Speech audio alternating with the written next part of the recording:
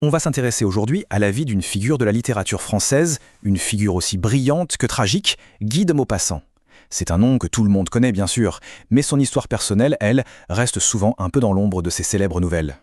Et pour commencer, quoi de mieux que ses propres mots? En 1891, à peine 2 ans avant de mourir, Maupassant a prononcé cette phrase. C'est une prophétie d'une précision absolument glaçante sur sa carrière et sur sa vie. Les faits bruts sont vraiment saisissants. On parle d'un des écrivains les plus célèbres, les plus riches de son époque, qui finit sa vie à seulement 42 ans, enfermé dans un asile psychiatrique à Paris. C'est la question qui va nous guider. Comment est-ce possible? Comment un homme au sommet de sa gloire a-t-il pu connaître une fin aussi dévastatrice? Pour le comprendre, il faut remonter le fil d'une vie qui est tout sauf ordinaire. Et pour ça, on va commencer par la fin. Parce que c'est vraiment dans ces derniers jours que le drame de Maupassant atteint son paroxysme. La chronologie est implacable. La nuit du Nouvel An 1892, il essaie de mettre fin à ses jours. Une semaine plus tard, il est interné de force. Il va passer les 18 mois qui suivent dans un état de quasi-inconscience avant de s'éteindre. Un coup de foudre, effectivement. Mais bon, avant ce coup de foudre, il y a eu le météore. Alors revenons une dizaine d'années en arrière pour voir à quelle vitesse et avec quelle intensité sa carrière a littéralement explosé. Il faut s'imaginer la scène. On a un jeune employé de ministère guidé par l'immense Gustave Flaubert. Il publie sa toute première nouvelle, Boule de Suif, dans un recueil collectif aux côtés de Zola. Et là, du jour au lendemain, c'est lui qui crève l'écran. Flaubert lui-même est ébloui. La carrière de Maupassant est lancée, et pas qu'un peu. Et le rythme de sa production est juste stupéfiant.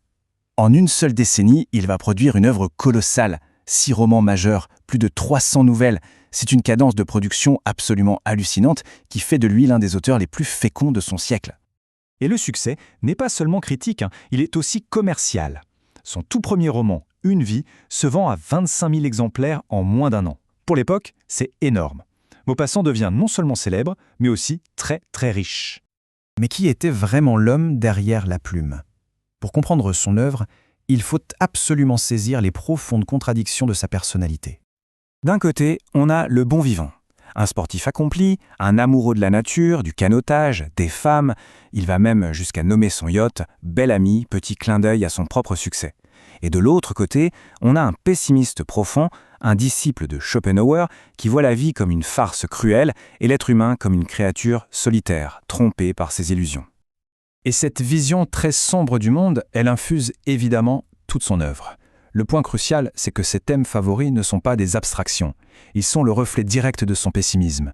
La guerre, la condition féminine, la vanité des ambitions et surtout la folie et la mort, qui planent sur presque chacune de ses pages.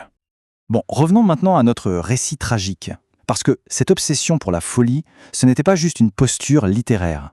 Une maladie terrible le rongeait de l'intérieur, et ça bien avant que sa carrière n'explose. Le nom de ce mal, c'est la syphilis. Il l'a contracté dans sa jeunesse, et à une époque sans antibiotiques, c'était une sentence de mort à long terme.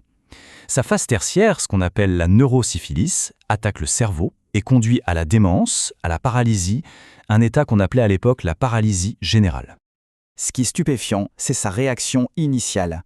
En 1877, quand il apprend son diagnostic, il écrit à un ami avec un cynisme bravache, presque triomphant.